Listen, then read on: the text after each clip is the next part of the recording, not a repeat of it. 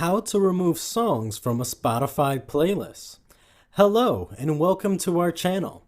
In this video, I will show you how you can easily remove songs from a Spotify playlist.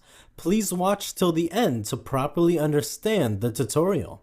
If this tutorial helps you out, please give it a thumbs up and subscribe.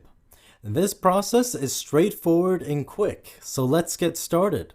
First, update your Spotify app if it's not updated. Then, open the Spotify app. Now, you have to select the playlist from which you want to remove the song. So tap on Library, then tap on Playlists. Spotify will show you all your playlists. Now tap on the playlist from which you want to remove songs. Scroll down and find the song that you want to remove. After you have found the song, tap on these three dots that you will find on the right-hand side of the song. Here, under the like option, you will find the remove from this playlist option. If the playlist is not made by you, instead of the remove from this playlist option, you will see a hide this song option.